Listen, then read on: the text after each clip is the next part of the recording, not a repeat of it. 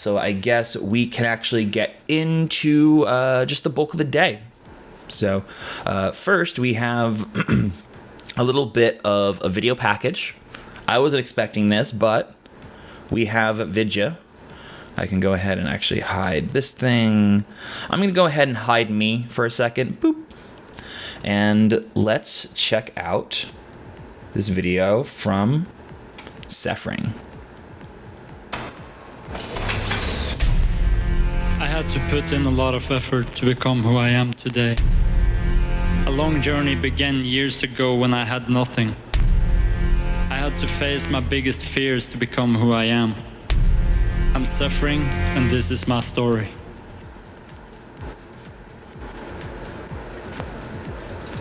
Alrighty, I don't have a perfect way to transition over to that, but I'm going to go ahead and I'm going to unmute so that SFRNG can hear us. SFRNG, you can go ahead and unmute yourself. Hello. Hello, hello, hello. There we go. Hello, hello. I feel like I should move this because you're... Hold on, I'm actually going to move the cameras. I don't know if you can see on stream real quick, but I fucked up because I have to look over here or here, and you're looking the opposite direction. So I know what, fuck it. You know what, fuck it. We're just going to keep it. We're just going to do it. We're going to keep it this way. Anyways, how's it going? How you doing, bud? Dude, I'm great. I'm just chilling, you know. Just chilling. I dig it. Well, thank you so much for doing this. I appreciate you coming on to help me kickstart this whole thing again. So, okay. Well, I guess why don't we start off by introducing you to people who might not know you. So, who are you? Where are you from? And how'd you get started making music? Yeah, so my name is Benjamin SFRNG. I'm from Norway, northern part of Norway. I'm 26 years old. Started making music about 10 years ago. And that's about it. Been grinding hard since I started, and was not really into production at first. Did a lot of vocals to begin with, and then it transitioned more and more into production. Oh, cool. So, did you play an instrument as a kid, or? I mean, I've always tried to play all kinds of instruments. I never really got into music theory and stuff until much later, just a few years ago, where I started to learn the basics of music theory. But I feel like you can come a far way without knowing anything based on what you hear, since in my opinion your biggest instrument is your ears. So yeah, 100%. Well, kind of, I think that's a good thing to talk about. What music did you listen to growing up? What music did your parents play? And when you started picking out your own songs, where did you start musically? So definitely I listened to a lot of EDM and old school EDM, Tiesto's old music. My aunt was a big fan of Tiesto and actually got invited to see him live several times. Oh, sick! By his crew. So she danced on stage and stuff, and always played a lot of Tiesto stuff. And my mom was more. It's really funny because my mom is very she's very strict. She's very everything has to be like this and this. You have to go to school. You have to graduate. You have to everything should be perfect. So they are trying to be the perfect family. But she actually listened a lot to hip hop. To hip hop? So yeah, hip hop. Nice. A lot of rap.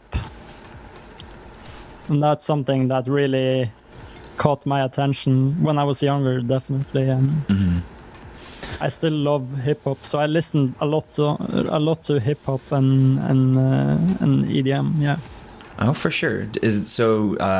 How does that how does that evolve? Like when you start, choosing your own music, like when you first started like buying your own records or buying your own CDs or whatever, like what artists were you drawn to?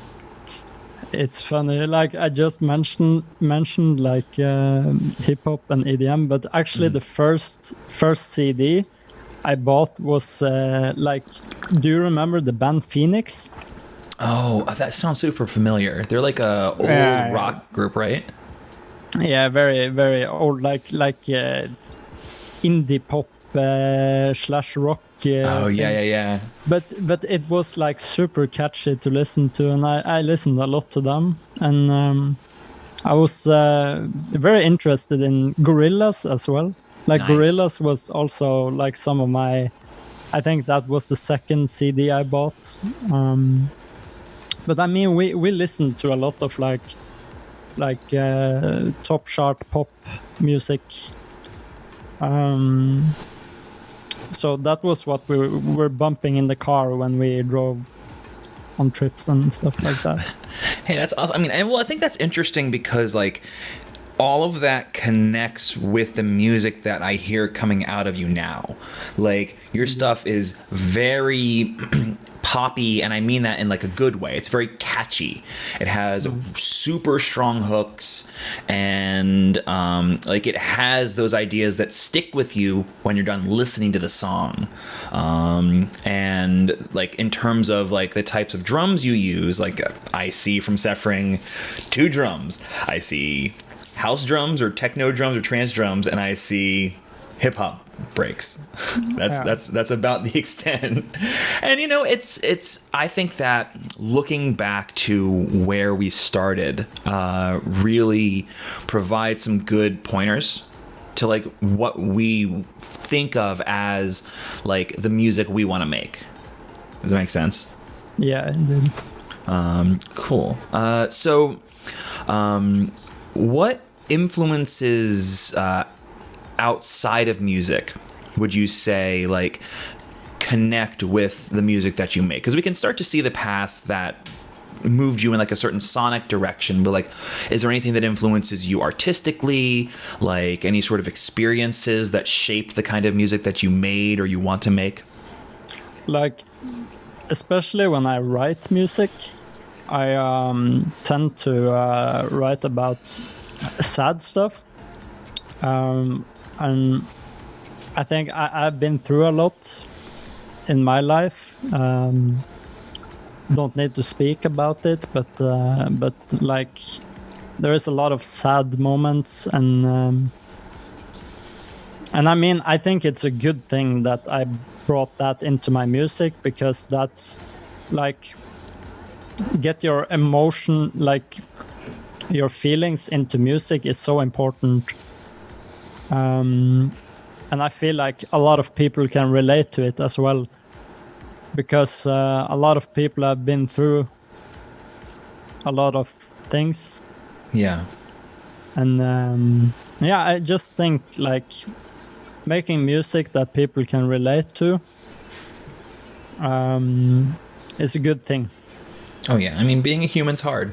It's one of the hardest things you can do is live as a human being. It's the one thing that will kill you. You know what I'm saying? No, but as I always tell I have a fiance, and as I always tell her, she is my muse. She is my biggest inspiration in life and in music and in everything. Like she brings out the best in me, and I think that goes out in my music as well. I can dig that. Have you written any songs like specifically for her or about her? Many songs. But I mean, the most fun is writing music with her. Oh, really? She's an amazing singer.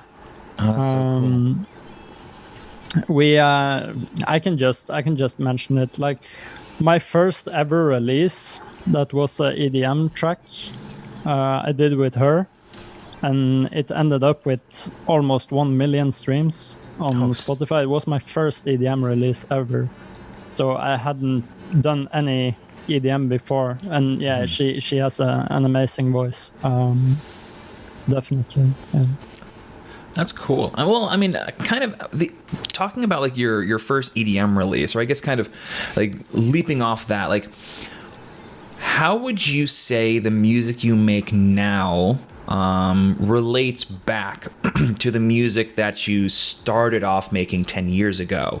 Like, is there some sort of like a through line where like we can kind of see, like if we listen to your first ever FL Studio project file or whatever DAW you started out on, like would we still hear like the inkling of the SFRNG that we hear today, or are there like really big shifts?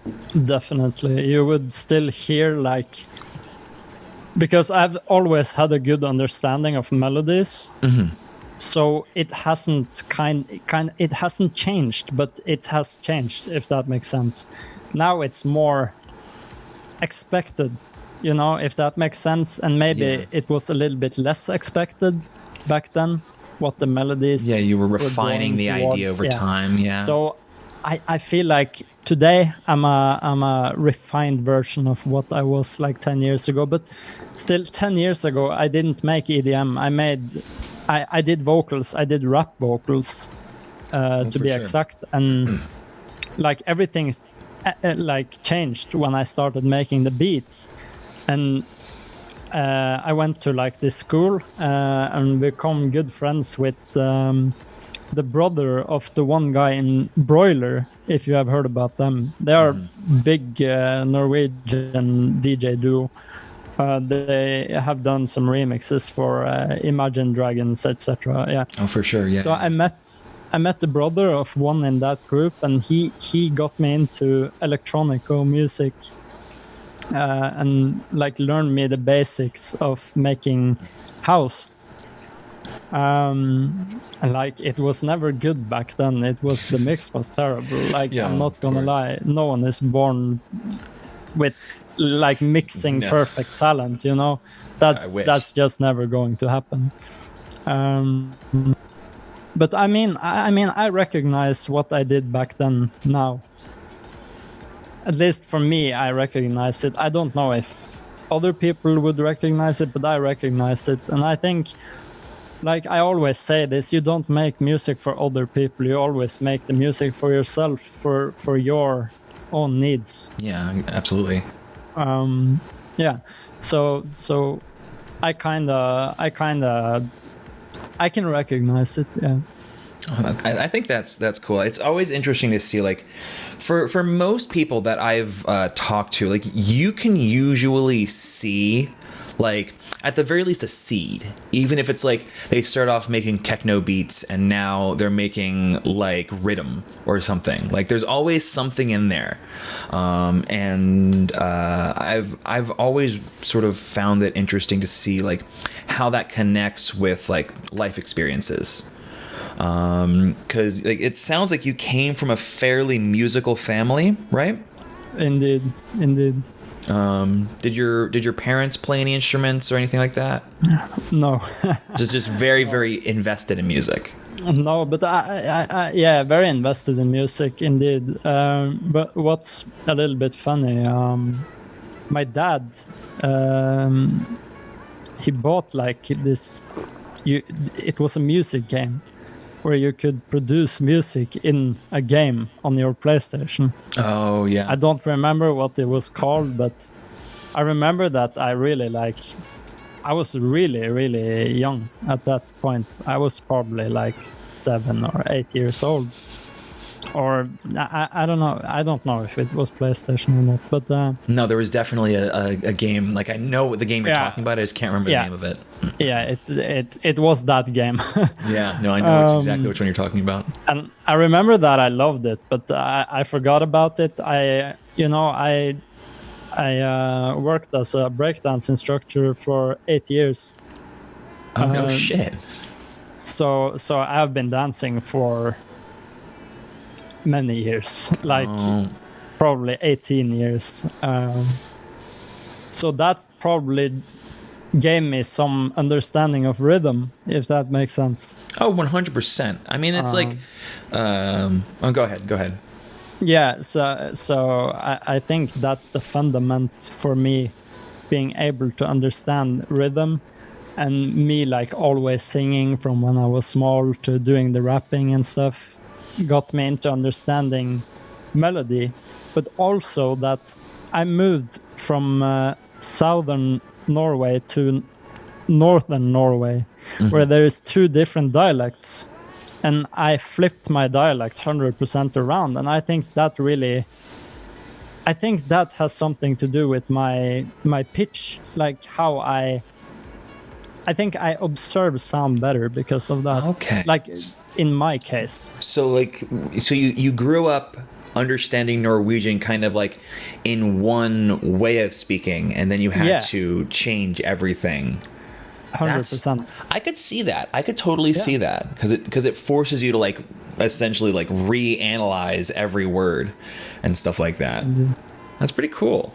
Well, I guess to move forwards a little bit, what do you have going on right now? Like, do you have anything currently that you're working on that you might want to share? I mean, there is something that you told me about a little while ago that you're starting up. I think you have like some really talented people involved in it. Maybe you want to tell some people about that? So I'm doing like this other alias. I'm not 100% sure about the name because I figured out someone had taken that name as a verified artist. But I mean, that's just a name, so it doesn't really matter. But yeah, I'm doing some more urban stuff on another alias. I'm not sure about the alias yet, so I'm not. Mm-hmm. I'm just gonna say the other alias. But I'm working with some really good songwriters, people that has worked with the biggest artists we see in the world. And like my biggest project right now is that I'm getting placements in LA, in Hollywood. Mm-hmm. I'm doing production. I have written 6 songs in Hollywood, and they will probably get released this year. So that's like that's what I'm doing right now. I'm refining. I'm going in every now and then and try to like do small changes and get it to the right place, you know. Oh, for sure. So nothing like immediate that you can disclose, basically. I mean, I could play something. I mean, it's up to you. Yeah, I mean, it's fine. It really depends if you are going to VOD this or not. If you are making a VOD out of it, I don't think I should. Because this is going up on YouTube. Yeah, this is going up on YouTube. But you have heard them. Oh no, trust me, I know all the songs that you're talking about. Yeah, like I know. I mean, well, you could also, if you want, you could talk about your little writer camp thing.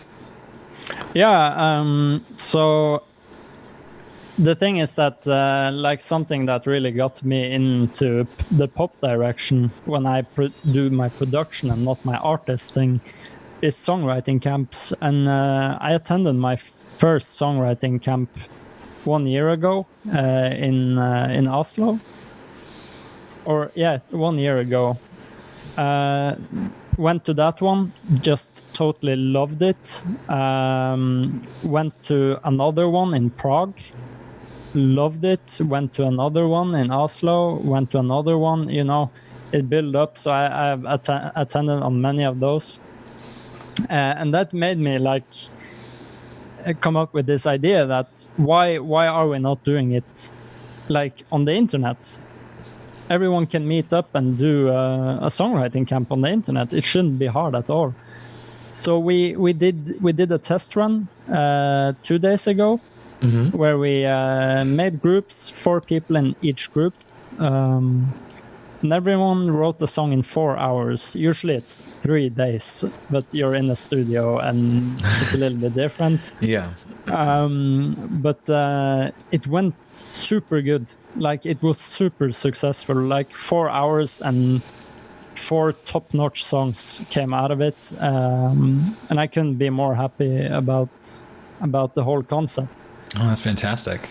Yeah, and it will definitely be a longer one when we do the real camp. Mm-hmm. And we want to get people from outside the internet, if that makes sense, Totally. to attend as well. And I think that could be super cool. And like, if it's that successful in 4 hours, imagine in one day, you know? Oh yeah, absolutely. Thank you to Masmith for that raid. Hope you had a good stream. Thanks so much. Welcome everyone. We're doing a little bit of an interview right now with the lovely SFRNG you can see over here. Even though I'm looking on this side. Sorry about that. If people have any questions about that, where should they go? I mean, you could DM me on SoundCloud or like I'm in the Mazar chat. I think I'm pretty easy to find on your Discord. Yeah. So you could just hit me up on Discord and ask information about it, and I will inform you about what there is to know. Yeah. Cool. Well, yeah. I think now's a good time. I guess then to move on to kind of the big main section for the stream, where we're going to break down 2 of SFRNG's songs. The first one we're going to listen to is a track that he has up on his SoundCloud. I just have to pull it up over here real quick. You want me to pull up the project file? Yeah, you don't have to share your screen just yet, because we're gonna listen to it all. In stereo, because just so everyone has an understanding about what's about to happen. SFRNG has to put out the audio in mono for it to work on Zoom for the interview. So when you hear the music coming out of his project, it will be in mono. So if you want to reference back, we're going to be listening to it all live right now. All right, so did you want to play along with us, or did you want to just mute and just listen to the stream? I'll just listen on the stream, it's fine. All right, for sure. I'm going to mute myself for a second. Okay, so this first song, I will post a link to it in chat. This is a track by Kirby, and it is a remix that Seth did. I'll post this right here, and let's get going.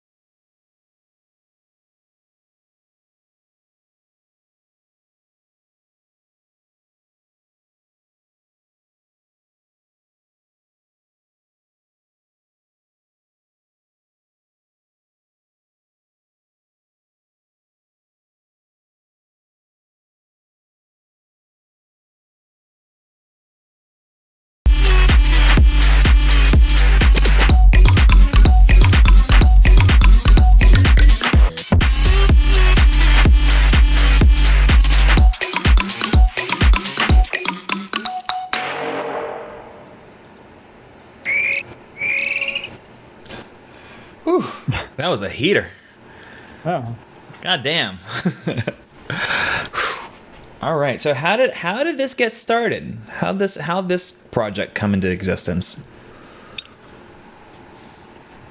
So basically, every time I see a contest coming up, I always listen to it, because there might be a vocal that wake the demon inside me up, if that makes sense. Totally. If I hear a vocal I like, I like, there is just something that happens to me. And definitely that happened on this one. So I made this song in 2 hours and fine-tuned and mixed it for 4 or 5 hours after that. Because I believe that good music is written in the moment, if that makes sense. It might not be like that for everyone, but for me it's like that. And I have a crazy workflow as well, so it just happens. Well, why don't you open up the project and we can start taking a look at it. Yeah, it actually took the whole song to open the project. So here it is. Cool. Yeah, so 5 hours and 18 minutes in total it took to make it. And basically, I have not used very much from the original stems. Actually used the drums because there was a nice kick there, a nice clap, and the vocal and some of the effects. But mostly I added stuff. So we can just start with the break. Yeah, totally. Yeah. So intro-wise, I use like different samples to make the song recognizable. That's something I believe is important, that you have at least something that makes the song like, oh, it's that song in the beginning of the song. Yeah, you want to pull the audience in. Yeah, and like if someone have heard it before, they are going to recognize it next time they hear it. And structure is a huge part of music for me. Like I'm pretty good with structuring. Mm-hmm. That's like maybe my strongest side. So it's fairly simple. It's the main elements is a reese and the pluck sound.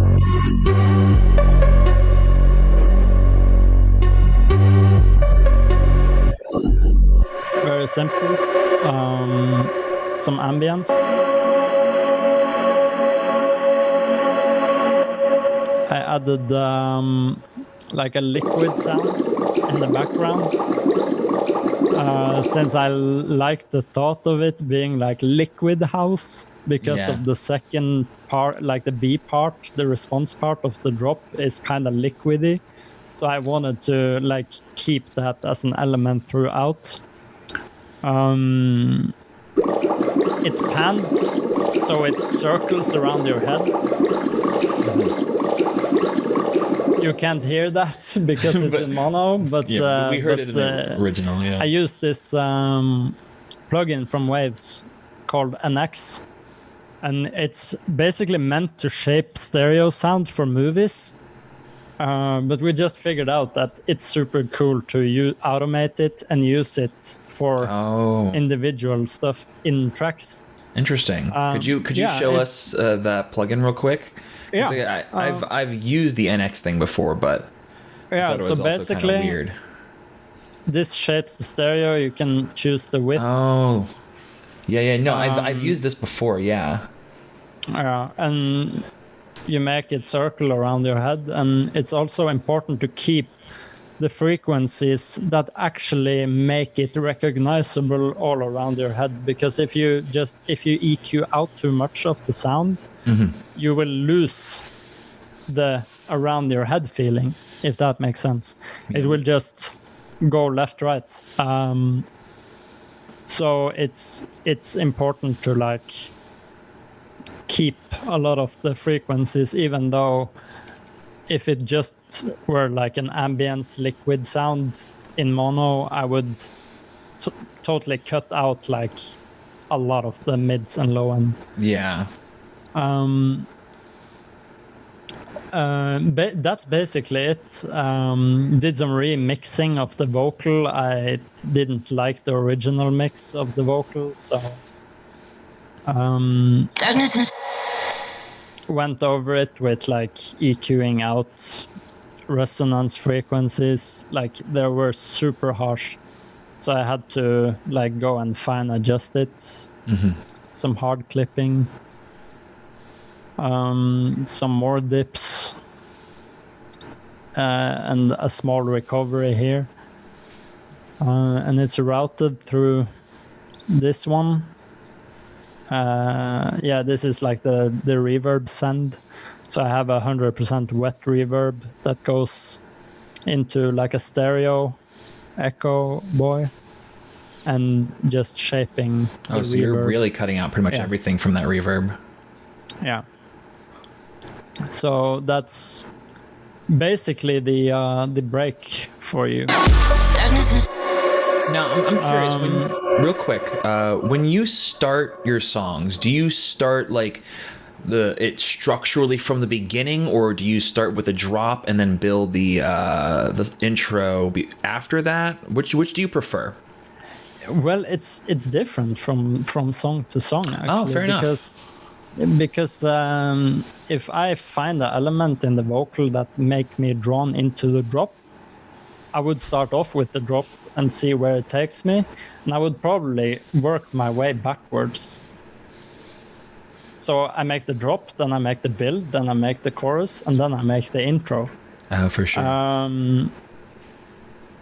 And this is like a super simple structure. It's basically like 8, 8, 16, 8, 8, 8, 16. Yeah, it's super simple.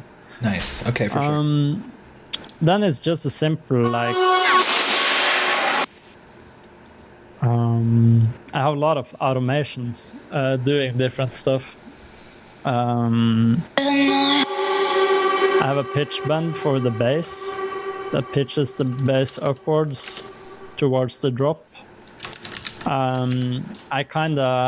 For this I use a build-up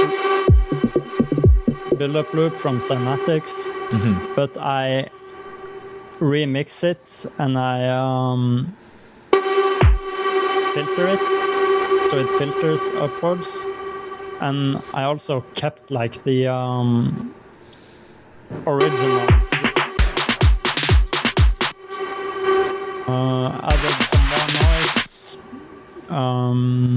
a riser, and actually keep the Atmos as well. And all of this is like shut down right before the drop, so it will make the drop huge.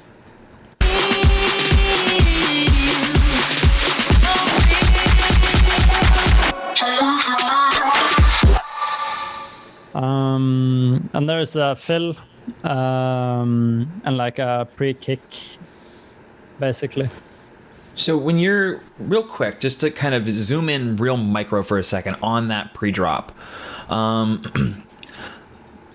how do you plan out your percussive fills? Do you just sort of stick things together, or do you have like a certain rhythmic pattern in your head and you're looking for sounds to fill those hits? It's very different from like drop percussion to build percussion, because like I think the same, but I do different, if that makes sense. But usually I go through sounds that sounds unique, like who would use this? Oh yeah, it's dry and it sounds disgusting alone. But as you add sound, I always add until it sounds good. So I keep it stripped, I add, and I add. And layering rather than like processing, essentially. That's how it starts to sound good and how you shape sound, basically. I dig it. Thank you. Yeah, so then there is like the drop part, and like that's what I feel like I'm the biggest on, like drop percussion and ways to make the groove more interesting. Because like without the percussion, this would sound like it would sound so boring.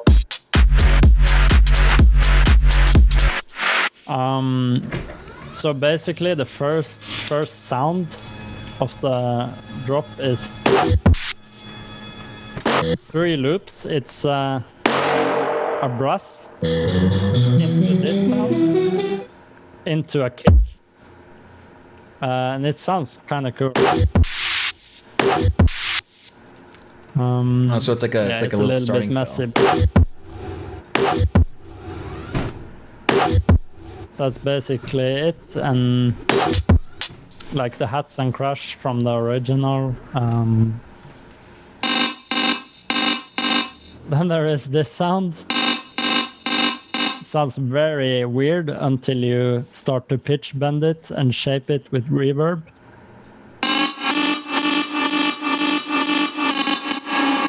Then it starts to kind of loosen up and sounds kind of weird now, but accenting every offbeat. It's basically, this is the sound. Yeah. Just a little blip. It's just a short granularized sample from the vocal, played in a very strange. I don't know what just happened to it, because something happened to it.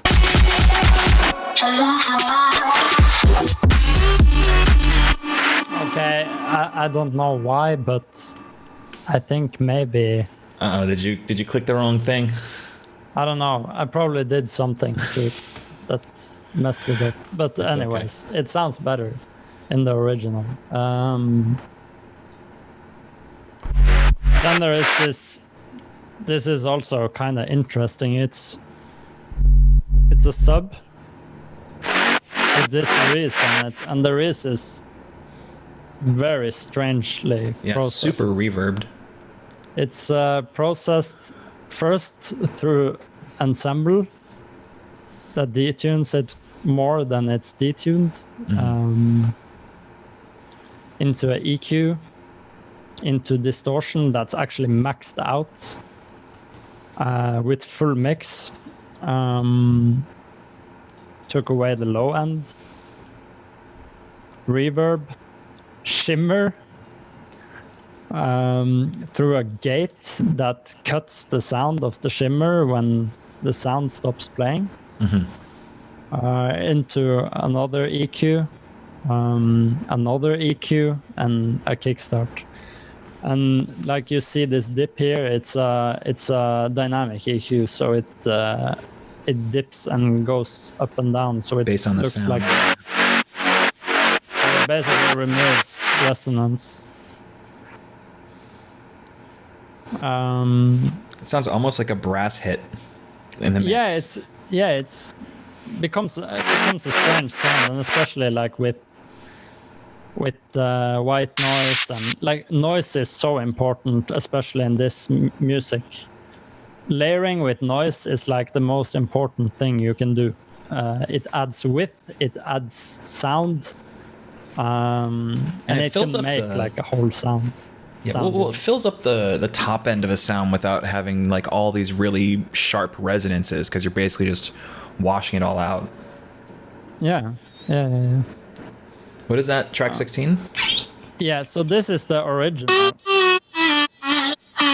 This is the original, like chopped from the original drop. it's in the background just to make it feel like it's the same song, but like it needs to have the feeling of the original, but still be different, if that makes sense. It makes a lot of sense. So this is the part A of the drop, and then there is the part B. I have this Robbie East fill that I made a long time ago. And then there's Into This. And this is very interesting. Yeah, I was about to say that. The synth is very wet. It's very dry, but it's very wet, Yeah. if that makes sense. It's like just a bouncy bass. Sounds like this.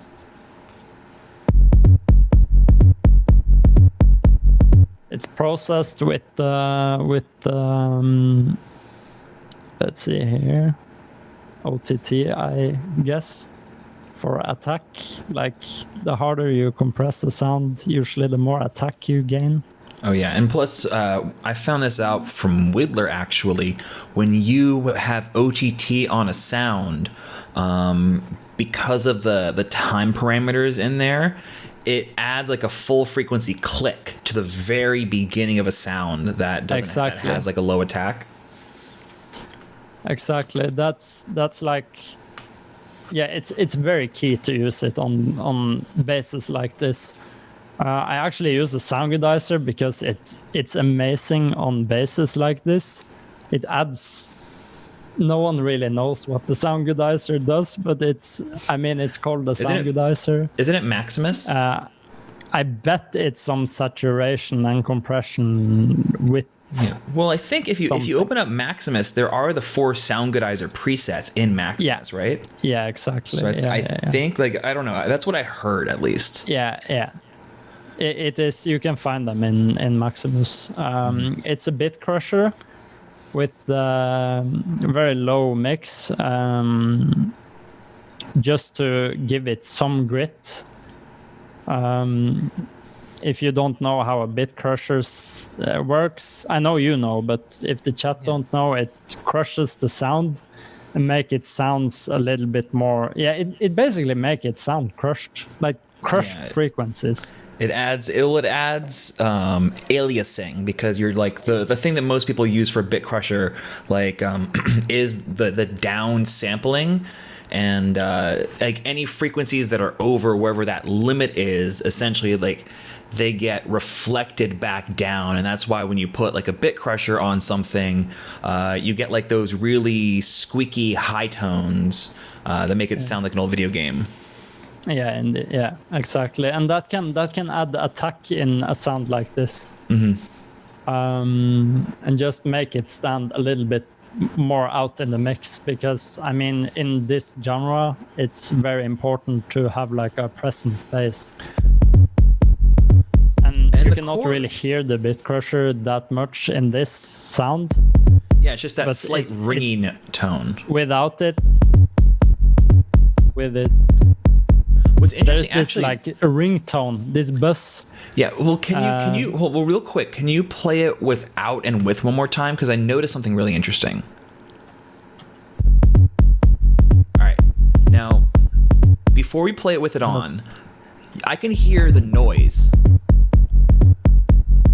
Notice how the noise goes away, like the sound of the white noise goes away. Yeah.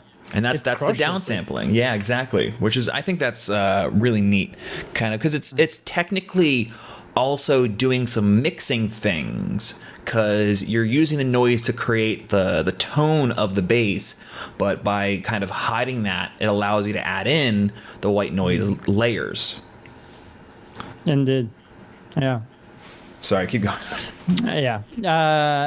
Like I think like I always mix to whatever sounds good to me at the point where I'm sitting and producing it. So I don't care what I throw on. I throw on whatever sounds good. You just throw on like 50 different EQs one after another.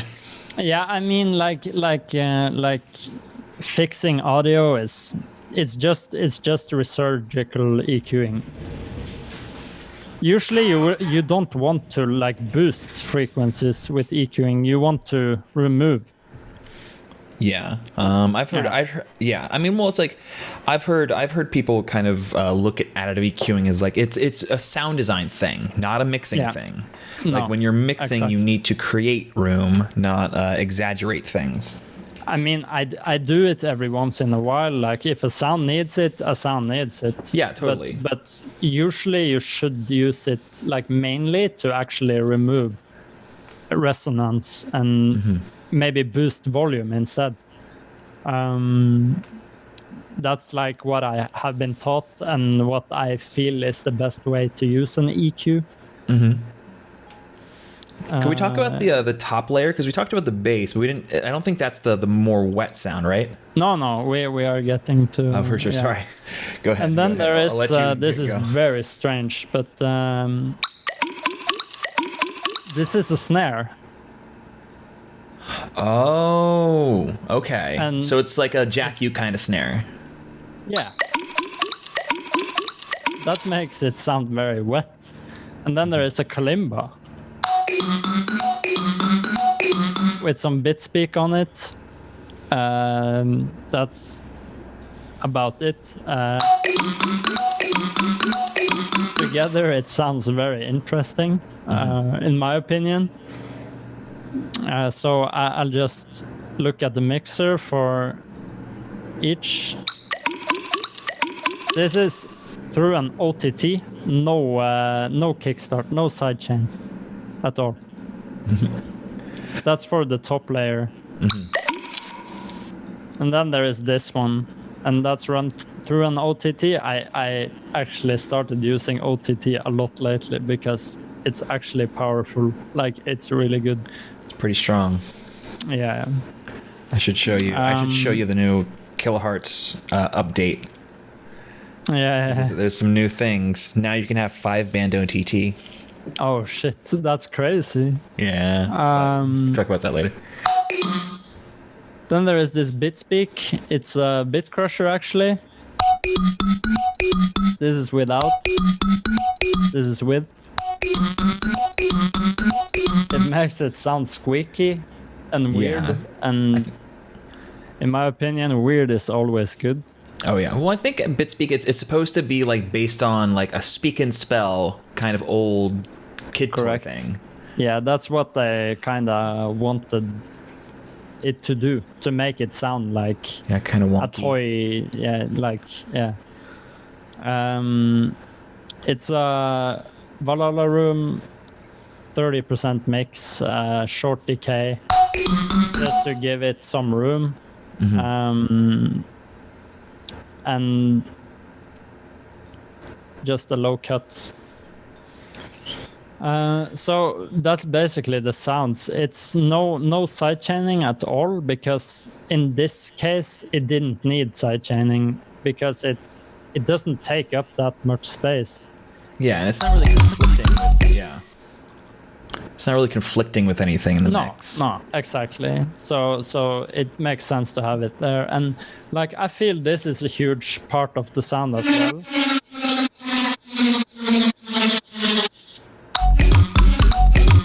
It fills out like the gaps in between, so it doesn't sound too empty. And it keeps it fairly interesting. And then there is like this part of her vocal run through actually EQ. You see it's all removing frequencies, not adding. Low cut, a bit speak, but super it's automating, so it's for sure. You can makes hear it that a little bit more strange the longer it plays. Then there is like 50% mix, fairly short decay on this one as well, on the reverb. And then there is the tremolator that I consider one of the most powerful tools you could use on a sound. This is without. This is with. So it's to add movement, and it works like probably most of you use the envelope in Serum or Faceplant or whatever, you know, an LFO. It works the same way, kinda, just it's not filtering. It's just straight volume. It's volume, yeah. So you could shape it in different directions. You could shape it to a sign, to a triangle, to a square, whatever, and you can change the rhythm. So if I change it, you could even like imagine putting this on a vocal, put the depth to 50%. You could add some vibrato to your voice. Just a small little hack. And does that make the kickstart more important or less important? I'm kind of curious because you do have some side chaining going on there. Now, so go ahead. In this instance, it's important because in order for it to like have the right groove with the other elements, I need only half of it. I need a bub bub bub bub bub bub bub. So without kickstart, it sounds like this. Oh yeah. Yeah, this ugly like attack. You can't get rid of it without. So nice. It makes a huge difference in that case.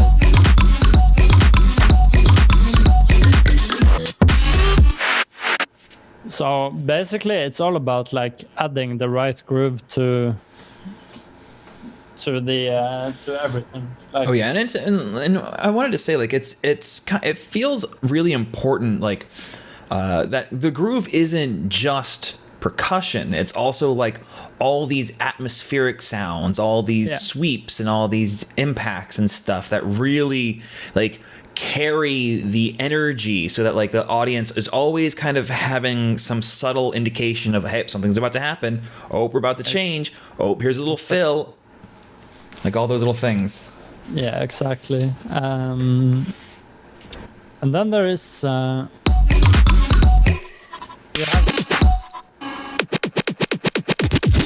like these sounds like being fills in between, and I think it's just a really dope flow to adding that.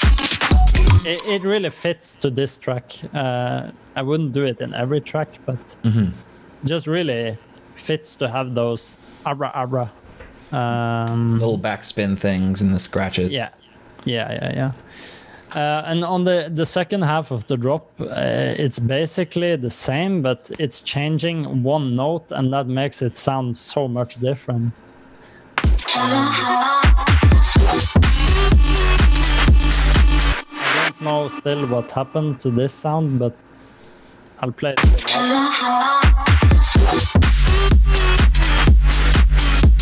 So going from the root notes one note up, just to have something changing. Tension.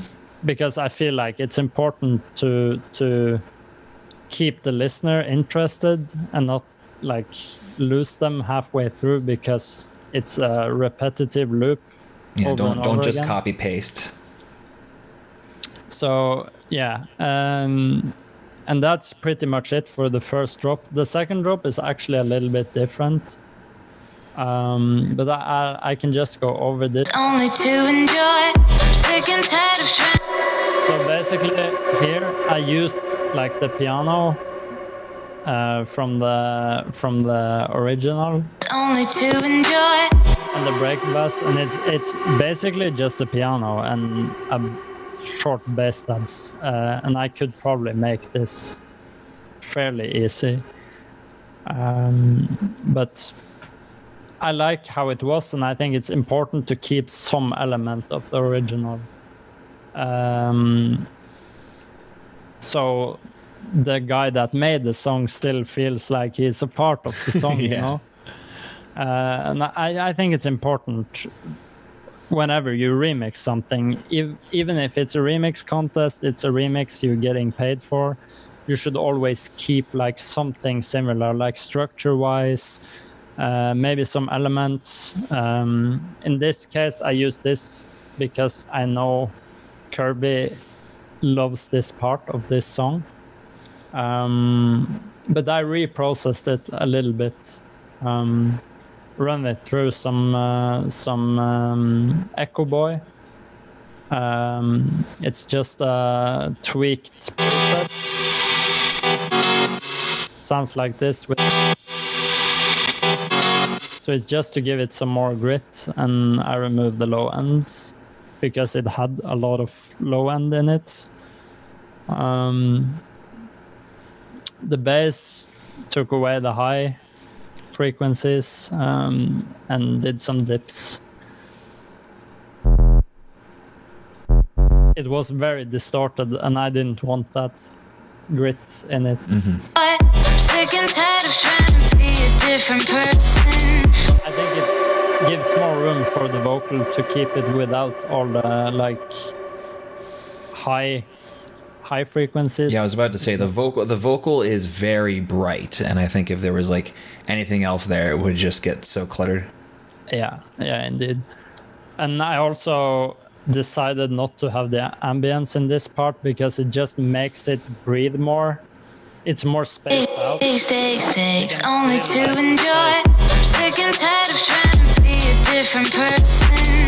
Kicked him down, but Down the energy It's too. very like spacey. Yeah. And it doesn't feel as filled up, you know. Yeah, the energy levels are lower too, so it allows you to kind of build back up into the second drop. Exactly. Yeah. So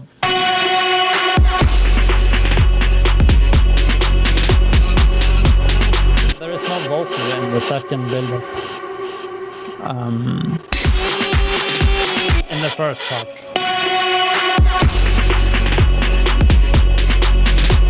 So it feels a little bit more like a bridge part than a build-up here. So I've taken that as consideration and also pitched after that. Like Oh yeah. the I see bass that. pitch are a little bit different. And looking away from that, like the second drop, the biggest difference is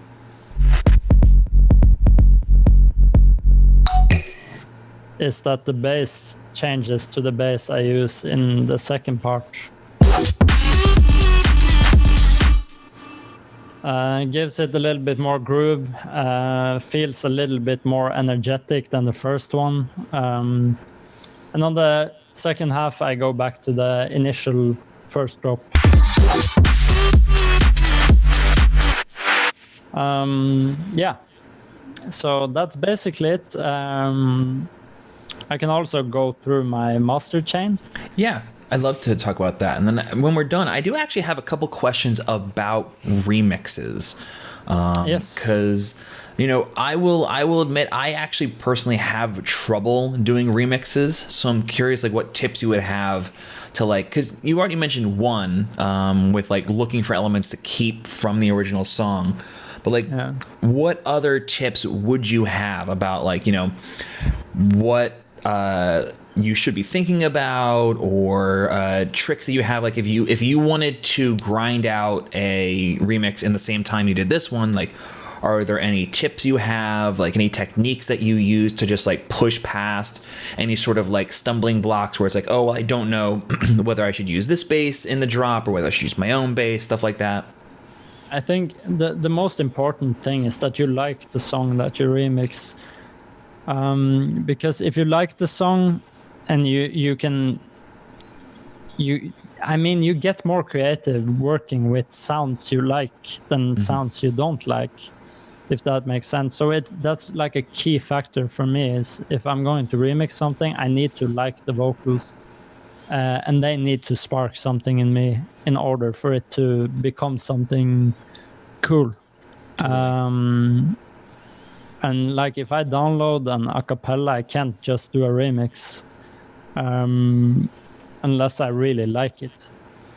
So that's the key factor for me. Another factor is to actually keep it simple, Yeah.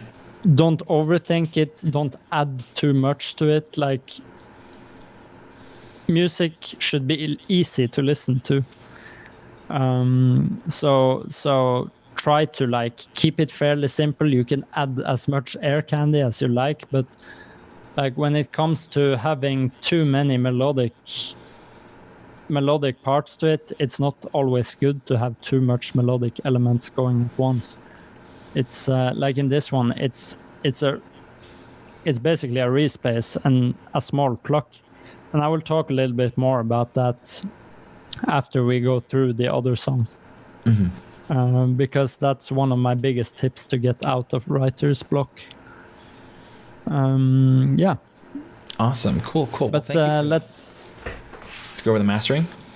Yeah, let's just do the mastering quick. It's more basic than it looks.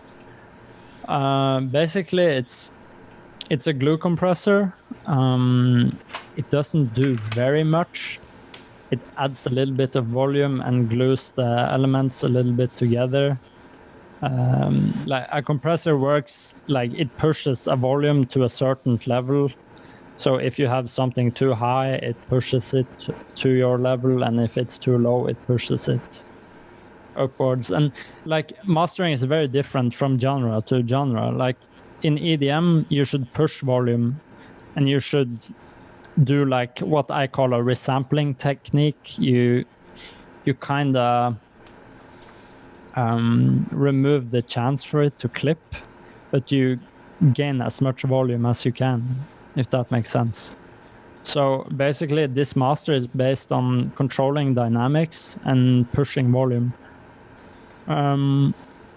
So that's basically what the glue does. It pushes the volume to a certain element, and that's why I have it first in my rack.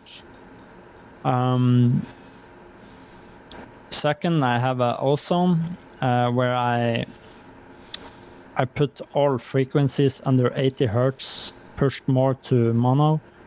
I don't push it 100% because I feel like it ruins the dynamics a little bit in the low end if it's 200% flat.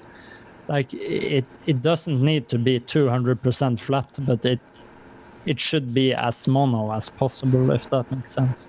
Do you ever cut out just the side information on your master, or is this kind of the extent you try and just be soft touch essentially?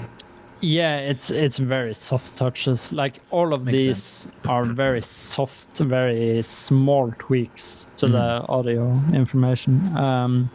So usually I always control the dynamics before they go into the master, but the master just do the final little spark to it. So dynamic EQ, this is what I told you not to do, but it's a dynamic EQ, so it's kind of okay. In this track, it needed some more high-end information, so I boosted it a little bit. Remember that this is not like a big boost. This is like 1 or 2 dB. It looks more, but it's not actually. It's it's 2 dB, so it's not super bad. Then there is like a dynamic compressor doing nothing. It's kind of just there. I have just not taken it away. It doesn't do anything, so I could take it away. A vintage warmer just to actually add some more. It replaces a little bit of that high frequencies and just make it defractured, but like as I said, resampling sound kind of. Yeah, well, it's like adding color over everything to kind of gel together, right? It and it's some resurgical EQing. I think that's important in this genre, but you see it's only small dips. It's nothing like big. And actually I boost the highs even more here.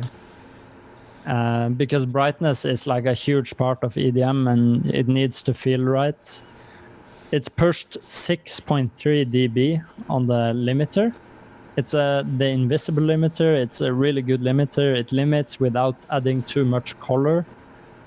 So it doesn't change the sound. It mostly just boosts the sound. And I think that's super important when you have like a mix. You're already like, you are satisfied with it, so you don't want to change it too much. And like limiters have a tendency to do that. Yeah. So it's really good. Like Invisible Limiter, check it out if you don't know it. It's super good.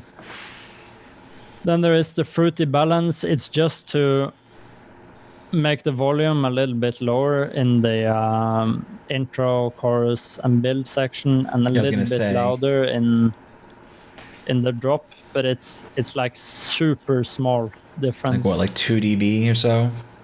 Not even. Like 1 dB max. 1 dB max. Makes sense. The drop should always have more energy, you know? Mm-hmm. And then there is the Spawn, just to like FBI the project and see that the dynamics sits where they need to sit.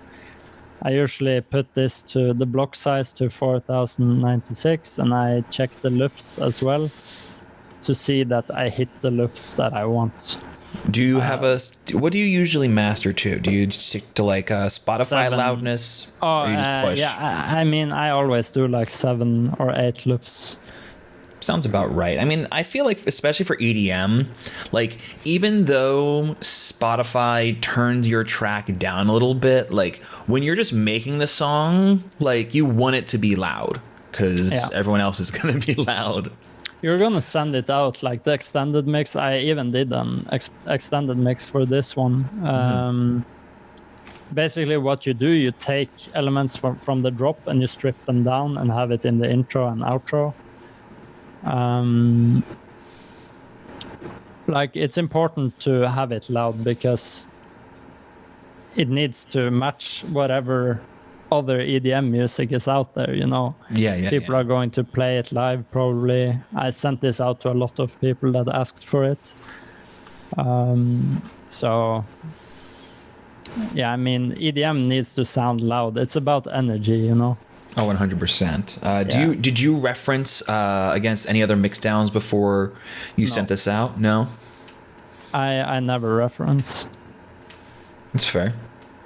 Yeah, it's just I think the most important tool is your ears, and listening to what you think is fine is fine. But like, if it's something I feel kind of safe on this genre, so I feel like I don't have to. But when I do other types of music, I usually reference just to at least see how the vibe should be. And that makes sense, because like you were saying, like you wouldn't necessarily mix or master like a hip-hop tune the same way you'd mix and master an EDM tune, and you wouldn't do that for, like, you know, a rock and roll track or whatever. No, it's like when I make pop, I never sidechain anything. Never. I mean, so is that because it's not in the style? No, I mean or it's not very necessary. soft. Makes sense.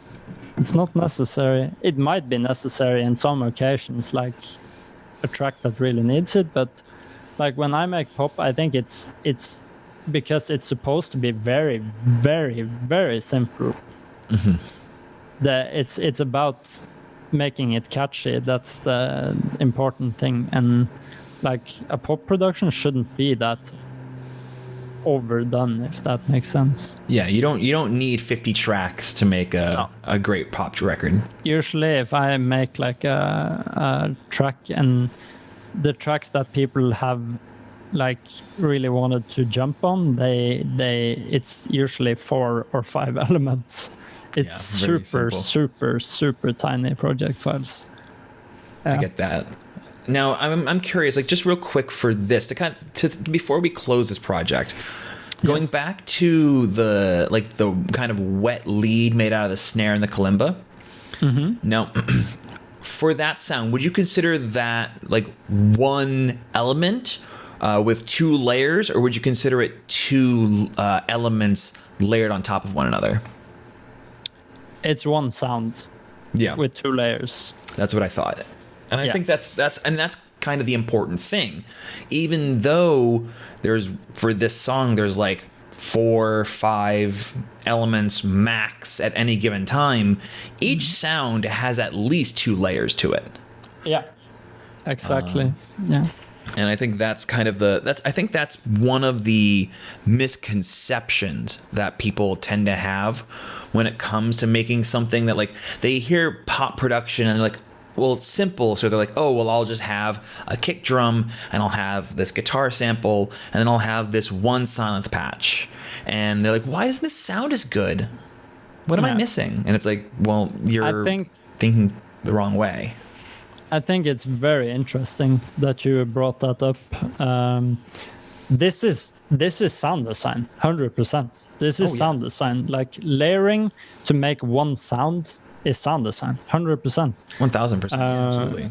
It's not only about finding the right sound, but it's about layering the right sound. So, I mean, it's very important to layer. Like, layering, 100%. especially in EDM, it's so important. It's adding width. It's adding character. Texture, everything. Yeah. Like, it reminds me of, I was watching a Matt Zoe video, and he was talking about designing drums from scratch. And he mentioned that, like, psychoacoustically, two different sounds doing one thing always feels more like punchy or more full than one sound with a lot of, like, textural components to it. Because, like, our ears are still kind of able on a subconscious level to separate things out, but the combination of those two things feels like way more engaging. So it's a good lesson to take away from this. All right. So, is there anything else you want to say about this project, or should I start moving in on the next track? No, we could move on. Like, I think I went over, like, everything. It's nothing big. It's super simple. If you look at it, it's not many sounds. Most of what's going on here is automations. Oh yeah, and go for it. Yeah, and like, automations is also really important to control, like, energy levels and to give stuff the right feel, especially like reverb throws. Like, here it's like reverb going from dry to wet. Yeah, it's important. I'm curious if you, and I don't know how easy it is to do this in in FL, but, like, if you just hid all the automation and the only thing we could see were the actual, like, patterns and like audio clips. Like, I feel like if they were all, like, stacked in, and that's what I was saying, like, I don't know if this is something that's super easy to do. Like, we're looking at what? I'll just remove them to. Yeah. Well, we can already start to see, just like, we're looking at. Just basically, though, it's not a lot. Yeah, maybe a dozen, 2 dozen, not even a dozen and a half tracks. No, it's not like a lot of this is just. We could strip it down so much, like this maybe, or even move it one more. There we go, 13. Like a dozen tracks. Yeah, exactly. So, and for the next one, I think it would be good to actually start focusing on, like, why the automation is being used, so that people can maybe, like, think about, like, so how many elements do I need to automate per section, stuff like that. But you can hop back to the main view while we listen to the next track. So I can't link. Whoops, there's me. I can't link this one for everyone listening in chat, but you'll get to listen along in stereo before we go through the project in mono. This is can I say what this remix is, or? Yeah, I can just say why I chose this. Go for it. I did a lot of funny stuff in this. This is also a remix. Like I love doing remixes, and that's what I do at the moment while I work on my original pop stuff in LA and some in Norway. That's why I do remixes right now. I don't have time to do that much original stuff right now. But I chose this one because I did a lot of funny stuff to it. And it's a different style. And I think it's cool. Yeah. Oh, for sure. Well, can I say who the artist is that you remixed? Yeah. Okay, so this is Kristen. How would I pronounce the O with the line? Husay. So Kristen Husay. Isn't that the H is silent? Husay. Husay. I can't do it. Kristen, I apologize. We have 3 additional letters in our alphabet. I know, it throws me off so much. But this is Kristen's song, Pray For Me. All right, I'm going to mute.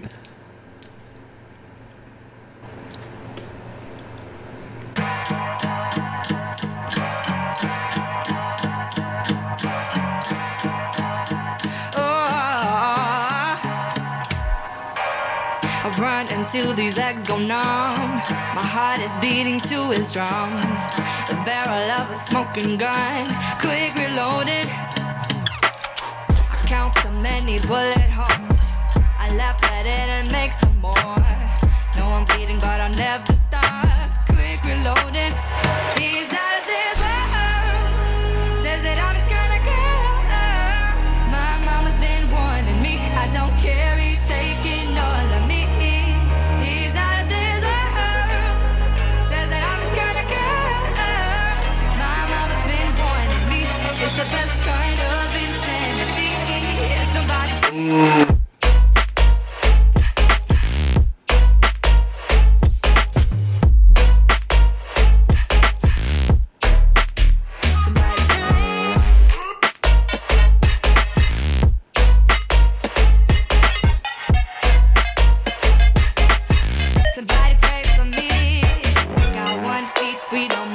Chains, you're just holding me to stay. You cut up the bloodstream to my brain, reshaping everything I am for you. You put pretty roses on my grave when my heart gives out to what you gave me. And at the end of my oldest day, I got no regret. I do it all the same. Says that I'm his kind of girl. My mama's been warning me. Don't care, he's taking all of me.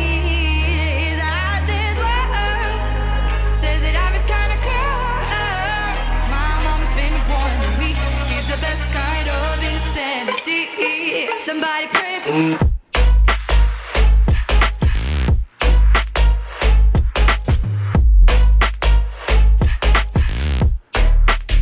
Somebody pray.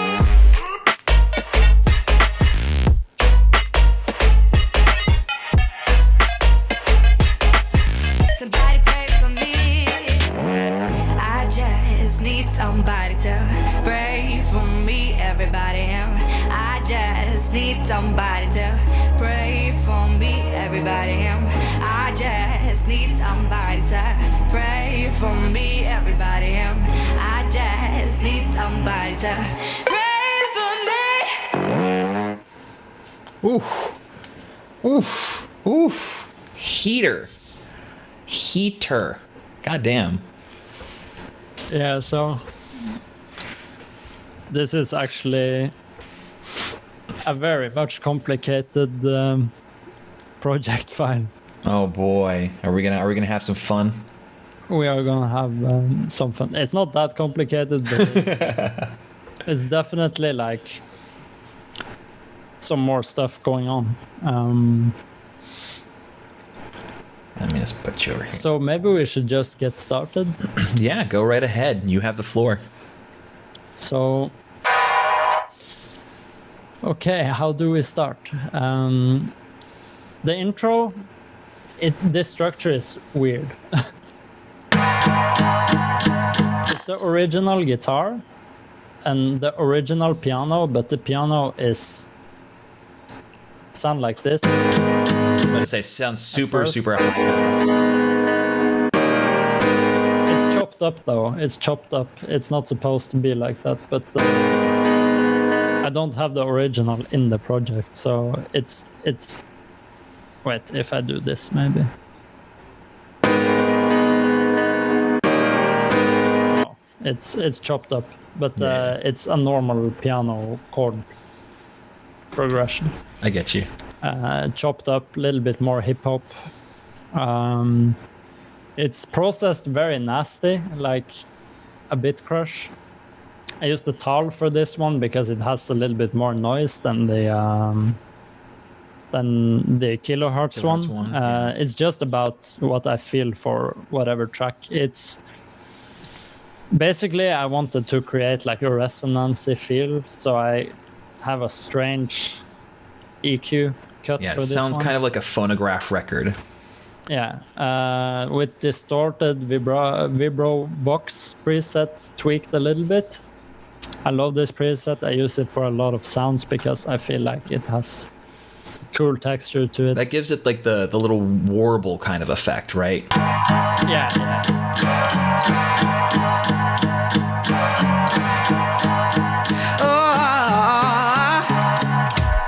Then there is a tape stop. And here is where automation comes in. So the automation makes the tape stop go in here, so it's like makes space for the vocal. It's introducing the vocal, so it's cool to add silence. I run until these legs go numb. You get more impact on the vocal. Like without that, it would feel kind of like smushed in a way. Yeah. Gun, quick reloaded. So this project, I wanted to have fun with it and add a lot of swag to it. And I think you could feel that as you were playing it. Like it has a lot of like swaggy elements. So Oh yeah. I recorded my voice a lot in this remix. It's basically like a snare, a reloading sound. Since she is saying quick reloaded, I had to add a reload sound. It would be crazy not to do it. And I recorded this ad-libs. It's like a... Like you're blowing the tip of a gun, Yeah. And it goes into like the break, but I have like this weird shooting sound. It's just like a white noise stab, like weird sound design thing. And it also like make it feel like it's saying "Papa," and just adds a cool impact to the break section. And if you look at the break here, it's very simple, super simple. It's a 808.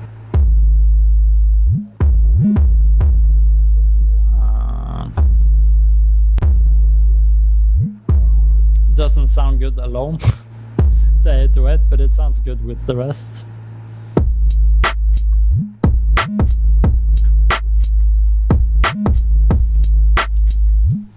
Count so many bullet holes. I left that in and make some more. Very basic. No, I'm bleeding, but I'll never stop. Quick reloading. He's out of there. So from here on out, this is where it starts to get crazy. Basically, I made... So I have a bunch of risers and Aries.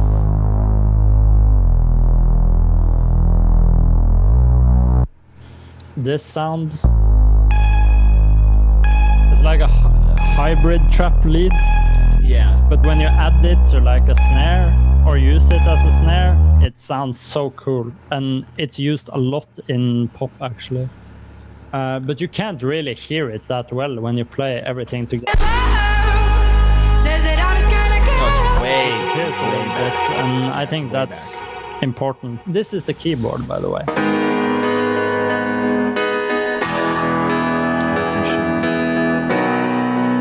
I feel like that's important. It's like what the song is written over. It's the keyboard, so it makes sense to have it in some place. I dig that. What are all are those vocals? The "Pray for Me"? Yeah, Track 17. These. Well, above those. They are recorded home at my place, actually. The original nice. song. Oh, that's sick. What about on track 17? Track 17. Track 17? Yeah. This is the coolest thing with the whole thing. This is me.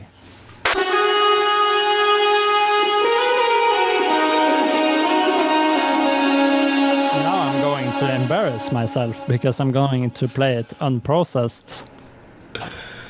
I hope you are ready to laugh. I am.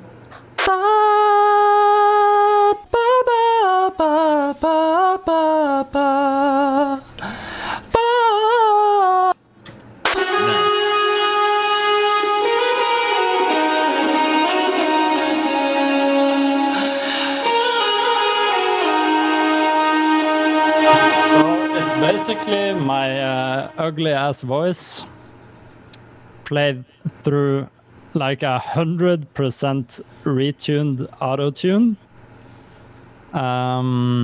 Of course, in the key of D sharp minor. That's what the track is in. Yeah. Distorted double, like my favorite. I can play it like one layer at a time, actually.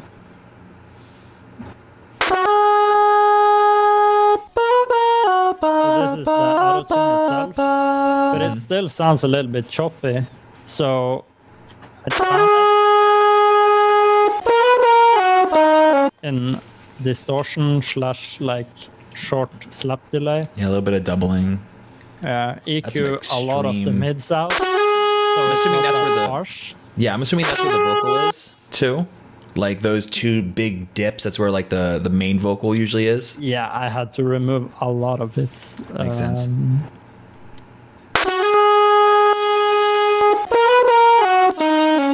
it took too much space. Yeah, and it sounds a lot more muddy too with all that. Yeah. And then there is actually a very wet reverb to space it out. And actually a stereo to separate it a bit from, you can't hear it through the screen share, but to separate it from the other elements, it will just appear as lower volume in mono.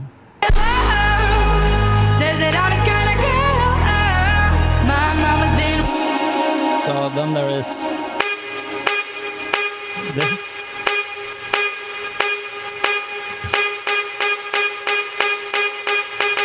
Distorted bell, a sweep, a riser, a drone, and this is an automation for the pitch of this bell. It makes it pitch up, so instead of using drums, I actually use the distorted bell as the build-up drums. Nice. Just to keep it a little bit different.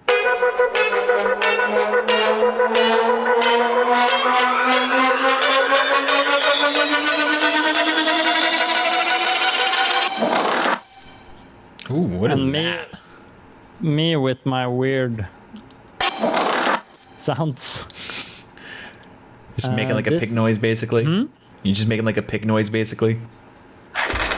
So this is my chair I'm sitting in right now. I just recorded it. Nice. And run it through an EQ and some reverb. Why not? This is me saying "oh" in the mic. A snare. And the end of the pad. Together it makes it kind of cool. Oh yeah. So it's very stripped down in this part because I want this drop to hit hard. And this drop is a lot about layering. So if we are picking it apart, there are this kick, that's the main punch, and there is a noisy kick, like a stomp, to give it body and width, and punch. I mean, it's a cool kick.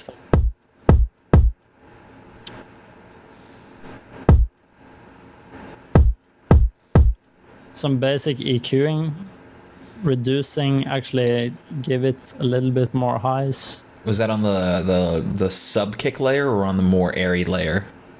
I mean, none of the kicks are very subby, actually. Yeah. But it sounds like you're cutting more lows out of the one on track 4. It's actually both the kicks. Oh, that's both of them. Oh, interesting. Yeah. So So you can see I took away a lot of the Yeah. low end, because the bass has like, it's hard to explain. It's about the bounce. And like this is full enough as it is right now, in my opinion. Could maybe Yeah. give it some more punch. I don't know. I get you. It sounds good though to my ear. Yeah, totally. Then the rest is all about building like a bounce to it.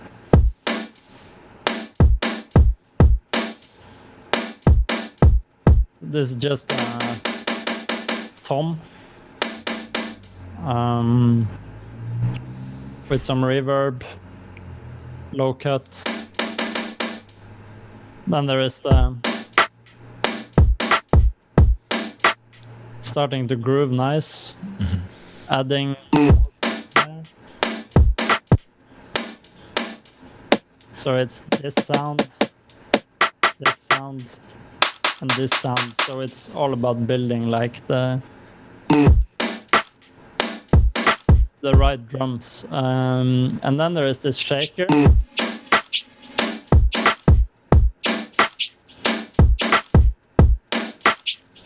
So everything to add the groove. Yeah, it feels like the shaker is like more of an accent than any of the other elements so far. It's just kind of Yeah. like hitting on other sounds. And Yeah. And like a shaker works as noise. that's true. So it's always nice to add a shaker. If you want to use it as a white noise, you can. If you want to use it as a perk or hi-hat, you can. Then there is this. It's like a chewing sound. It's actually a clap, lo-fi clap. And then there is this last snare. It's a lot of snares. Oh yeah. It's like this, the whole groove of like these kinds of hip hop or trappy kind of productions is like it all rests on that snare. It's almost like drum and bass, where like the snare or the clap is like always on 2 and 4 or always on 3, and then everything else just kind of swings around that.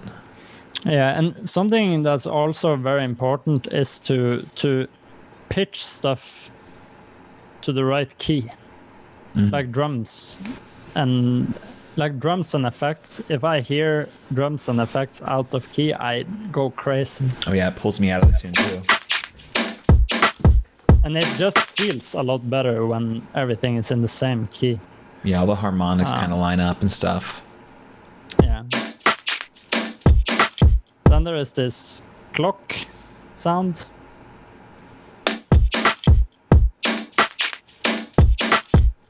So everything to add the groove, you know.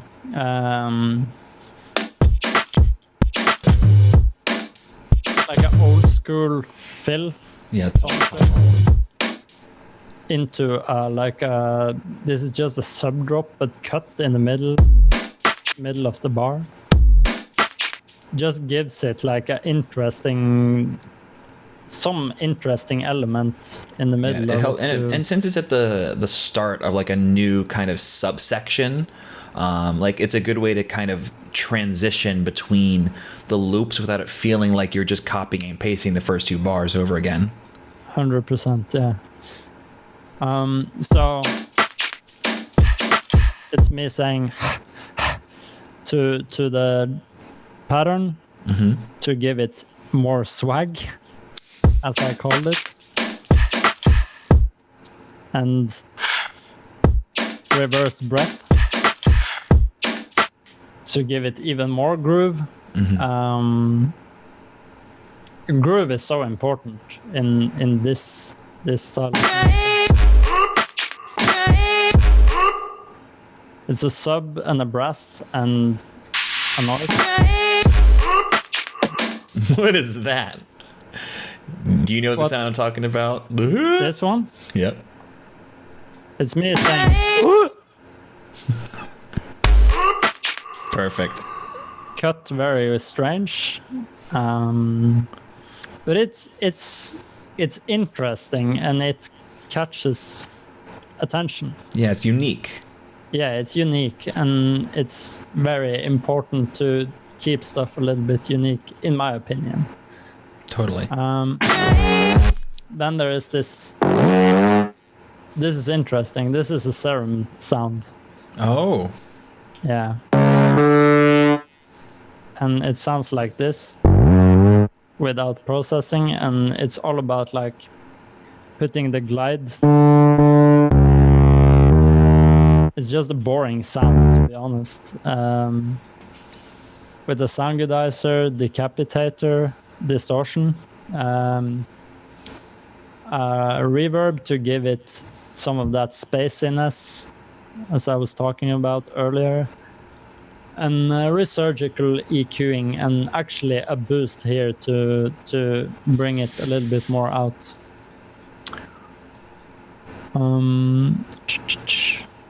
So if we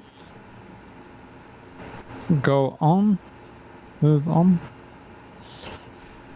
we can play it with. Do you want to start with the bass or the lead? Let's start with the bass and work our way up. Alright. So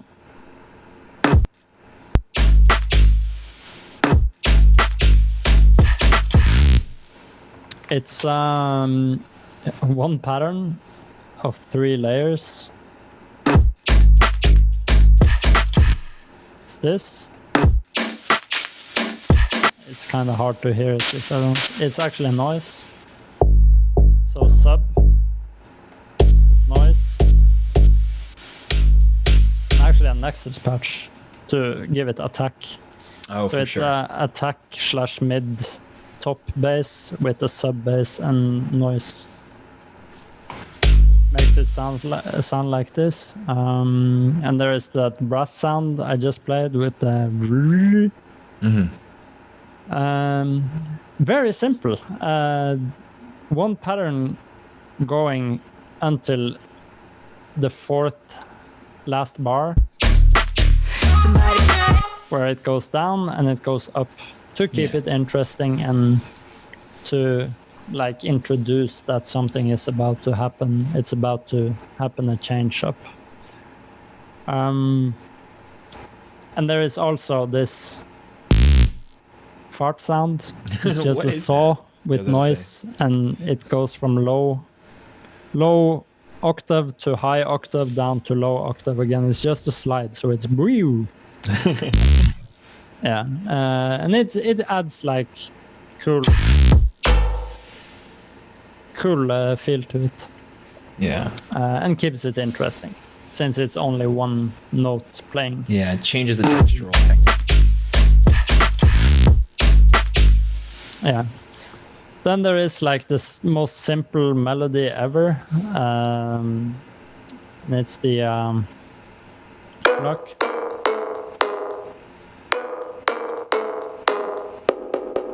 It's a tom. Low cut with some reverb. That's it. With a synth stub. Oh, nice. Sounds like this. Oh, and the tom's giving it that really clicky attack, isn't it? Yeah. Yeah. It's actually very hard processed. Sounds like this normally. And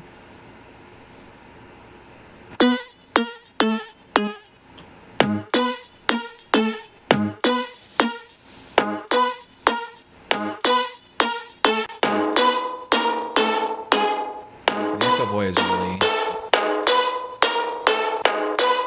Again, no sidechaining. Because I want to have that attack when it's a pluck and not like a lead.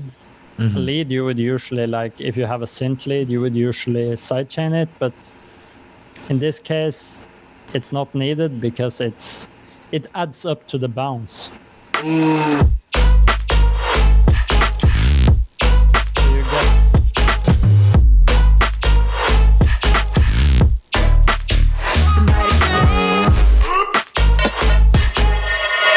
So it makes it groove with the rest of the drums, and it doesn't I think really that hit.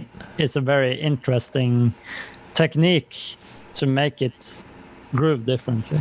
Oh yeah. Plus, like, since it's not hitting with any of the other drums, it's creating kind of an accent to them. You technically don't need to sidechain because it's not like the transients are interacting. No, it's not collapsing with anything, so it's doesn't matter. For the second part, I just played around. Very offbeat.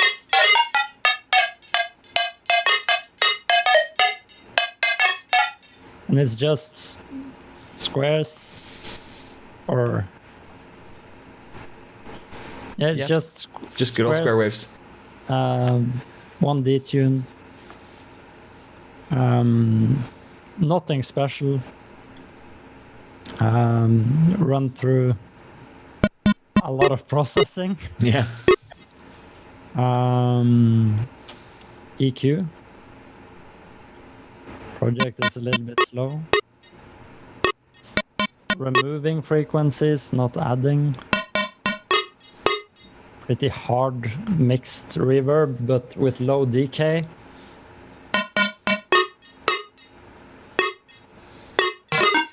Vinyl presets tweaked.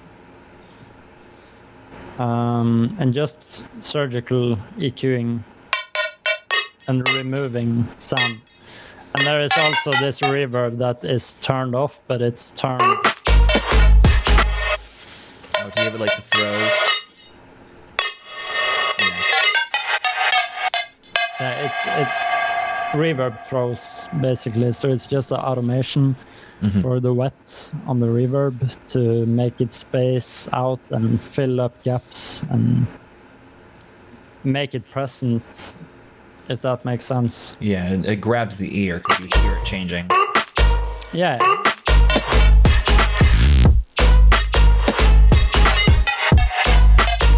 Also adding this.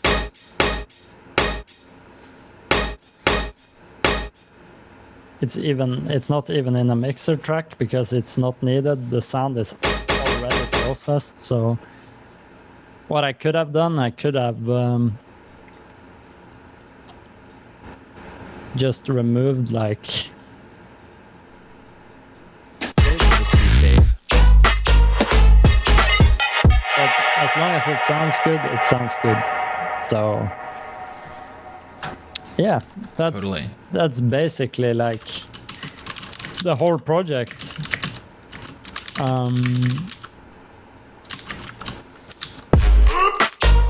Some pan automation, like stereo automation, to make it,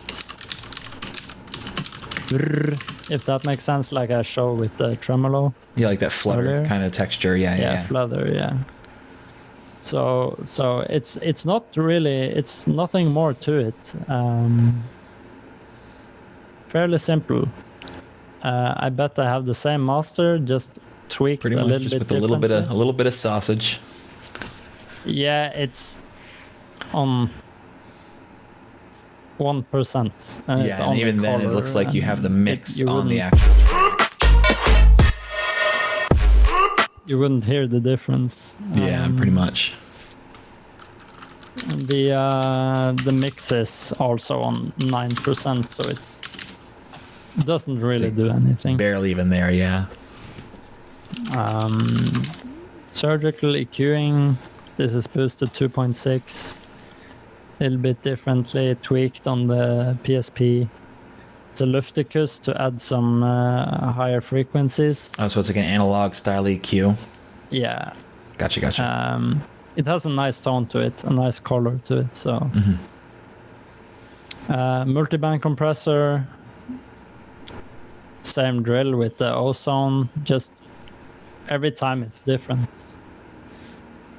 Tweaking this master is what I always do. Like this is my go-to because I feel like it's a big part of my sound. So I gotcha. You have the classical, dynamic, high boost, and took away more of the low stereo signal in this one and added more. This one doesn't do anything. Yeah, it's basically it. Nice. Awesome. Cool. Well, I think before we close this project, I think it's a good time to, I guess, just sort of talk a little bit about something you can maybe use this to illustrate it. Because I do want to talk a little bit about like a few different things about how you write songs kind of a little bit more abstractly. And then I want to go briefly into writer's block, because I know we were talking a little bit about writer's block before.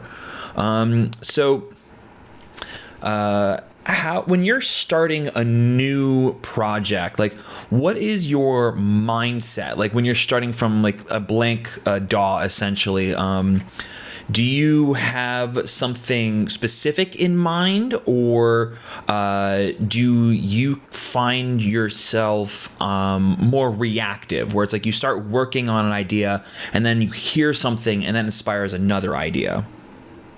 No, I mean, it's kind of different from time to time. I'm never the same. Usually I just open the door and just go with the flow, honestly. Makes sense. And I wanted to, if I can close the project, I can demonstrate how I start and just quick, and what actually keeps me away from getting writer's block. Totally. While this is loading up, I am curious. Like, how far do you usually get in your first session? Like, just if you had to average out all of your songs, is it like you're usually like 75% in the first one for all your releases, or is it like a day or two? What seems to work for you in like your first session? For me, I always finish the song in the first session and mix, listen like a few days and mix. Okay. And tweak, and add stuff later on if it's necessary. But I always like, if I don't finish the whole idea, I will never go back and finish it. That's my biggest problem. I always have to be in the zone on that specific song. And it's different for everyone, like totally. I know a lot of people have to work in several sessions in order for it to become something. But as I said earlier, I believe in writing in the moment, and if you are focused on that song you are working on, you work best on that project in the moment. Like, that's how I feel, and totally my way of working. But it's different for everyone. Totally. Well, why don't you go through what you wanted to show off, and we can talk more about it as we go. Yeah. So my easiest way of starting a track is set the tempo. This is the tempo we are going to make the song in. And honestly, the easiest way to start a track is by making a bass, or find a bass preset.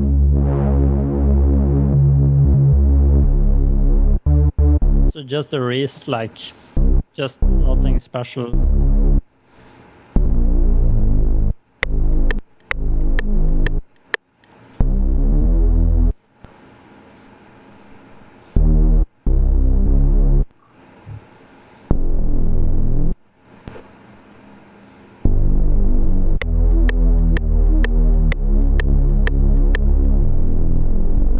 There we have our bass line. This is the fundamental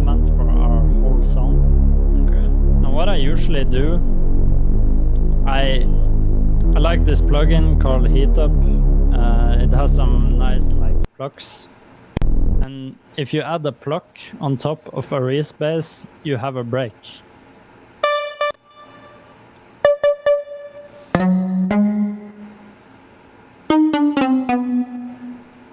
So basically, what's cool about making a pluck like this is you can copy the pattern, but the harmonics will change, so it will sound interesting.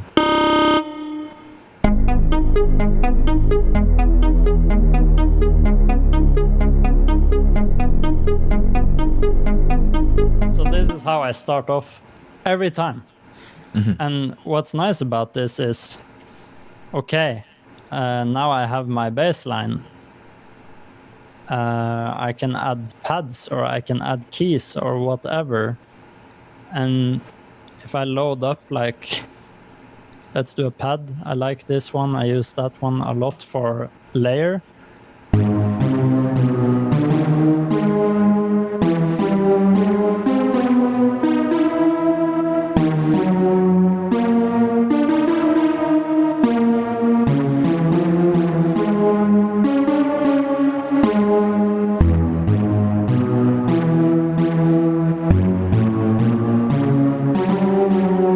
I don't know notes. You're following, you're following the. I just what make you're them based on what I hear. So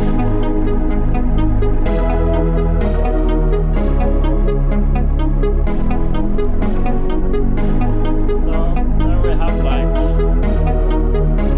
the fundament of a song.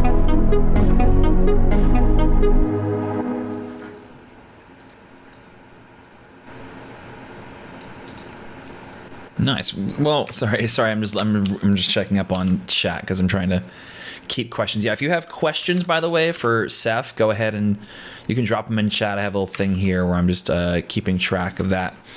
So from here, like, do you focus more on like structure or layering this idea out?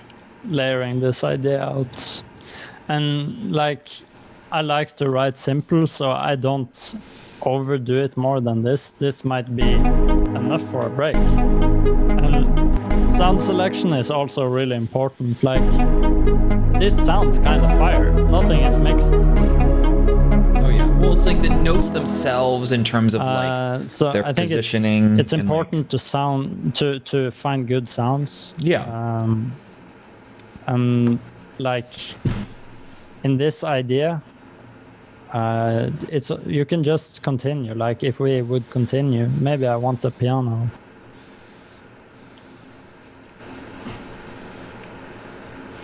Oh, as context slowly loads.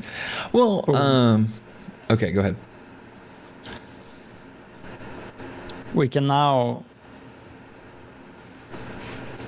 load up Noir. Find a piano sound we like, put it in. This is the velocity, it's just very hard, so I have to turn it down.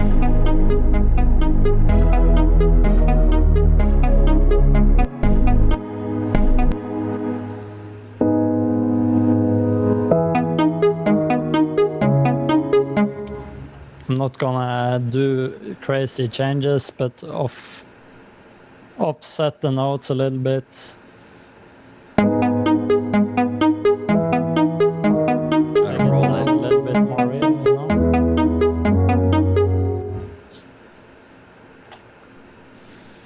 Leveling.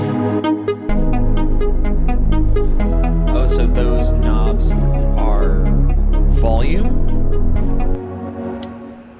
Are those knobs volume? I'm a little unfamiliar with FL. Are those knobs to the left of the sounds in the pattern? Are those volume and panning? These? No. On the actual pattern, those things. This is volume. This is panning.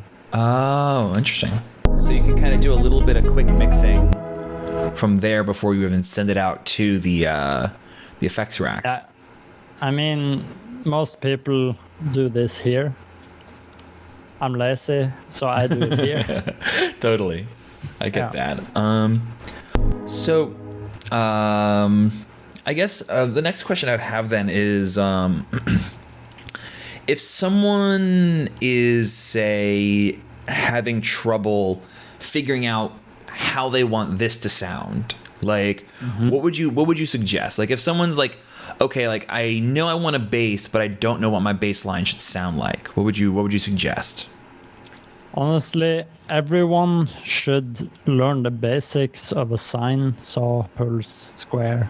You know, the basics. And just learn like the most basic sound design, because you can do so much with post-processing. So if you can just make like a Reese in 2 seconds, it's super helpful. It's a detuned saw with a filter on it. For sure. So would you say that you care more about the post processing than the source sound, as long as like you have a good source sound to start with? Everything 100%. Else is going to be okay. For sure. I mean, that might work against the odds of other people, but it's my logic. Like, as long as you don't have like an overdone sound, it's a simple sound, you can make it into whatever you like, as long as you know how to post-process. Totally. And everything comes with experience. You have to experiment, and you have to like just grind. And I believe like it's not the most important thing to know basic sound design, but it's very helpful. If that makes sense. Oh yeah, no, that makes total sense. So I guess the next process would be, and you don't have to necessarily show it off here, but like, how would you take this seed and get it out to a full song? Like, would you focus more on like the structure or the layers to get this from, like, let's say where you're at here to 50% done? I mean, like, there's so many different ways to work it. You could start off structuring it by splitting the sounds into different, because I can make everything in one layer and I can start to split them like this. And I can even mark everyone and play with, I can transpose everything at once.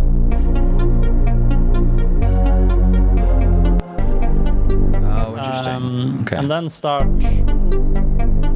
structuring, or I can write everything in an 8-bar loop like Deadmau5 do, you know? And then just kind of stretch it all out. If you can make something catchy enough in an 8-bar loop, you can just structure the song afterwards. So it's so many different ways to do it. I just feel like it's important to the track should breathe. It should have space, and you shouldn't fill it too much. You should know that it should go from subtle to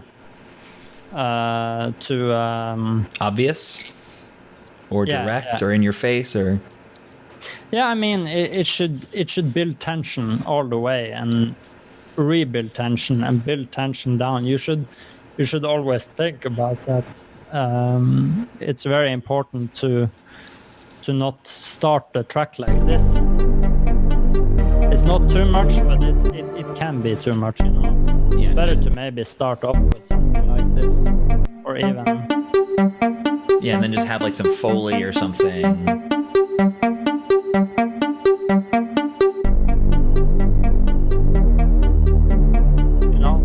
Very simple. Yeah, totally. This would be too much. And just continue to build. Boom, there we already have like the whole chorus and intro done. Totally. It takes 2 seconds. So, I mean, just never limit yourself to do anything. Just always try and play around with structures. Do you ever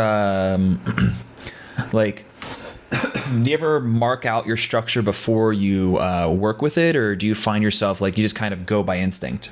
I go by instinct. Makes sense. Over time, you definitely kind of build up that. So, like, yeah, go ahead. I don't feel like everyone should go by instinct, because it's all about understanding, you know. It's about, it takes time to like get it into your motorics. Is that the way to say it? Like your matrix. Yeah, your matrix. Your muscle memory. I mean, like you will. At one point, you will just know based on instinct, but you can't know before you have taken the long route and learned it the hard way. I get that. Yeah. Well, so I guess with that, like you said before we started, when we were talking earlier before the stream, that like you have kind of a technique that like guarantees no writer's block. Yeah, what would that technique be? This is it? Just start like this? Start off with the bass line. It's the fundament of the whole track. It's the root notes. You basically build your song around. This is your whole song. I can see that. This is your pattern. This is what you have chosen your song to sound like. I get and that. And start build upon that. That's the easiest way for me to overcome that block. It will never block me. I get that. Do you ever start with drums, or at what point do you add drums? I guess is the better question. Like if I'm very inspired, I start with drums. If I'm at what you call writer's block, I start with this because then I overcome it. Makes sense. But at this point, I would probably like, okay, I have this, cool.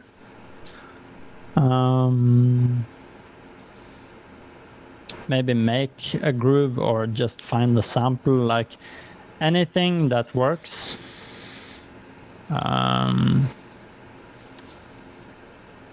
Let's see, so this is cool.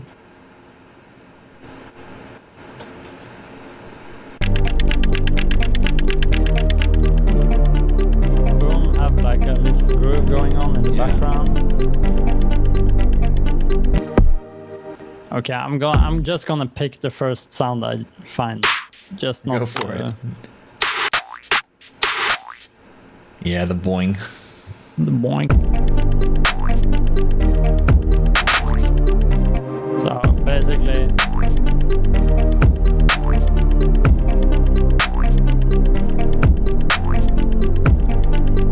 now we have like a hip hop beat already, you know, or a pop type of vibe. Yeah. Just like.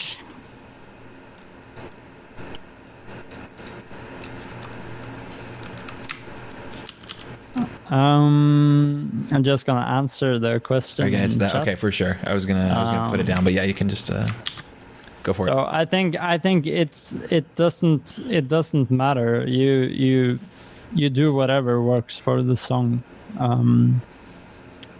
But I mean, the do re mi fa sol la ti do has advantages because it's like a certain pattern to follow. So. As Max Martin said, if you can play the melody on one hand, it's a good melody, you know? So, I mean... with that. Interesting. Oh, yeah. I get that. Well, I guess since we are answering this question, you want to answer Raymond's question from before? I still have it here. It was, I've been seeing a lot of people keep their volume levels at the default. Why is it? Is it kind of, if it fits in the mix sort of concept, or is there something else going on? I think it's about many people are leveling after they have structured and kind of made the song. And that's also based a lot on sound choice. And I think it's all about taste. If you like to mix as you go, or if you like to mix afterwards, it's up to you. But like the biggest part of mixing is leveling. 100%. So, yeah. Do you consider yourself more of a mix as you go, or do you save the mixing for like after the songwriting section? A mix as I go, and then I tweak after. That makes sense. Well, I guess the only other thing I have about this section is like, what about like the finished product? Because like we've talked about kind of where you start, we've talked about like structuring it out and kind of getting this song kind of developed, but like, what if someone has an idea and it's like they have like everything structured out, they have most of the automation done, but it's like they aren't sure what that one thing is that they're missing to finish the song? Like, do you have any advice for that? Like, would you say just put it out if it's done? Like, it's a mindset thing, or go based on your feeling. Like, you make the music for you and not for other people, and as long as you are satisfied, you shouldn't care about what other people think.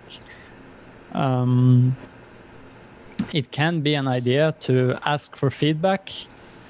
That could be like the way to solve what you are looking for. It might spark an idea. And it I mean, just don't overthink it. I never get like 100% satisfied with what I make, but like, I'm not gonna sit and hold on to it. It's important to get it out.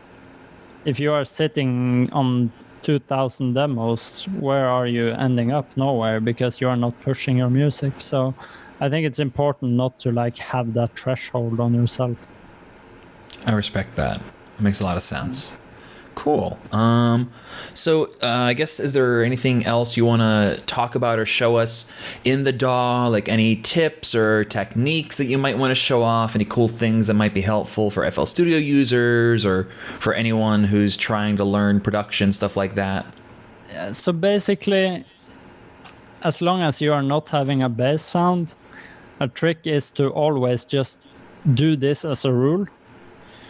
You make a low cut like this, and take away whatever frequencies you can't hear. Just do it, make it like something you do every time. It will make your mix sound much better. And don't overdo mixing. Like, usually my mixer tracks look like this. Usually it just looks like this. It's not more on the mixer because it's not necessary on most sounds. And be careful with reverb. Reverb is very scary when it comes to mixing, and it tends to take a lot of space and add mud to your mix. So be very careful about it. And the order you put stuff in the mixer matters, because if you put the reverb first and an EQ after, you will EQ out those frequencies from the effect. So always keep that in mind, that the order matters. I dig that. And so would you say that for you, the mix is a kind of what you see is what you get situation, where it's like you don't have to read into things, it's just what is on the screen, like what you're hearing, what it's doing. You don't want to go further beyond that. You don't want to try and go too deep under the hood, essentially. No, not if you don't want to nerd it, like probably me and you do a lot. Like I do that a lot because I experiment a lot, and I love to like understand how stuff works. So if I don't understand why it sounds like how it sounds like, I become crazy. I get that. Yeah, you probably get me on that one. But like, trust your ears, as I have said, like throughout the whole interview. Trust your ears, tweak it until it sounds good. And if you are new, maybe you don't know what's good yet, but you will learn, and you will learn from producing more and more and more and more and more and more. It will become better as long as you actually commit to it. Oh yeah, it's hours in the DAW. That's what's going to get you where you want to go. Watch every video on YouTube. If you want to learn compression, don't watch one video. Watch them all.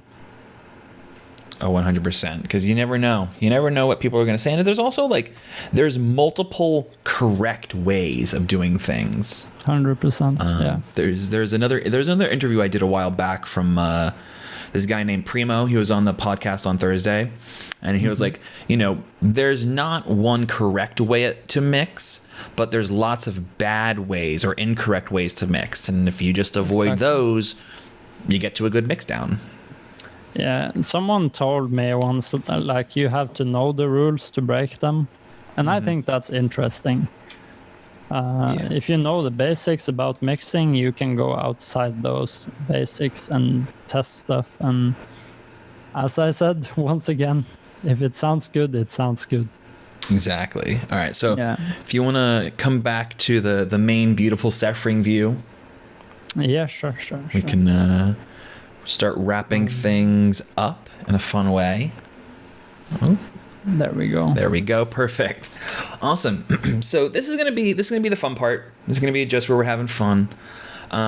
So just as kind of like a joke, but you know, it's also, I always think it's fun to take people's impressions on other DAWs, the good old DAW Wars stuff. And by the way, if anyone has any questions, drop them in chat. I'll add them in, and then as we go through, I'll throw some questions in for people.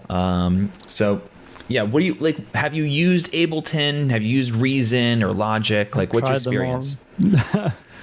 I've tried them all, and honestly, like, I feel like all of them are really good in their own areas. I don't hate on Ableton. I don't hate on any DAW, to be honest. And I feel like every DAW has its stronger use. Like the piano roll in FL is super strong. Like pitch modulation, like sampling and stuff like that. Ableton is like the absolutely best. Vocal work, you have Studio One, amazing.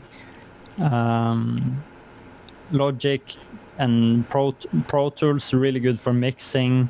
And yeah, every DAW has its strong sides, and like every DAW sounds the same. Like there is no difference. So it's no point on hating on another DAW. I get that. It's just about the looks, man. It's just 100%. About the looks. Whatever works for you. So, do you have any words of advice for like other producers, especially people who are just starting off? Like, actually, here's a better way to phrase it.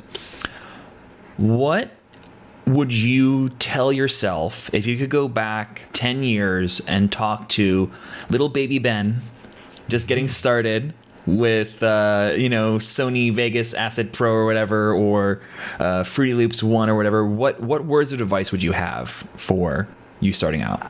I think my biggest advice to myself would be, don't send links for feedback to famous people when you just started out. That's like my first one.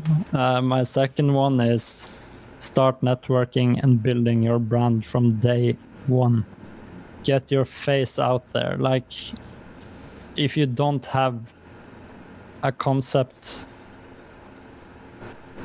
you should really just get it. And like, do you choose a name? Stick with it. Don't do like me and make 70 different aliases until you find the right one. That happens sometimes, though. Yeah, but definitely, like, if you have produced for a couple of months, don't start sending it to famous people for feedback. Yeah, send it to go for it. It might burn some bridges. Thankfully, I've saved a lot of those bridges. That's good. Later times. Yeah, but if there is someone who you can definitely send your tracks to, there's this guy by the name of Carter. He streams on Twitch. He loves giving feedback. Do you agree? Like Carter gives Yeah, him the best just feedback on Twitch. Spam him down. He will give you all the feedback. Oh yeah, just all go the feedback you need. follow him. Just be like, hey, look, I know you're working on a project. I know you have Ableton open and there's like 30 tracks in your project, but stop everything and listen to my song. Just tag him and he'll be happy. No problem. And there's also this guy Musar. Oh no, He I don't know who really you're loves talking when about. you go in and interrupt his stream. Oh yeah, no. He might yell at you a little bit and then be okay, but It's always meant to be in love. he's cool about it. Totally. All right. So real quick question from Widler. What are you most frustrated with in your production? If I can't get the mix to sound like I want, and I try and try and try, and I just like, that's actually very scary. If you're not satisfied with your mix and you continue to mix and mix and mix, you, at least I tend to dig myself deeper into the grave and fuck up the mix even more. So just, if you're almost there and you can't get, and for God's sake, save multiple versions of the song. Save multiple versions, because if you overwrite your version that was kinda where it was supposed to be, yeah. And if there's a sound I can't make, I get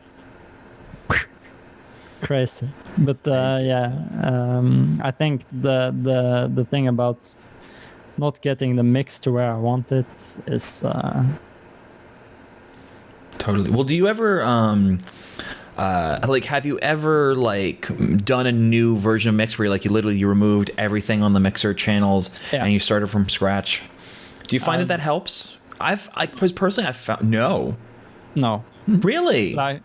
Yeah, because you get so used to the sound that you already have created, so it kind of messes up. Like it might work for some people that really are knowledgeable, if that makes sense. Yeah, no, I get that. I get that. Yeah, I mean, it might work, it might not. Like it all depends on the song. Yeah, but it doesn't seem to work out for you. Nah, not really. I get that. But I'm more like a tweaker. So yeah.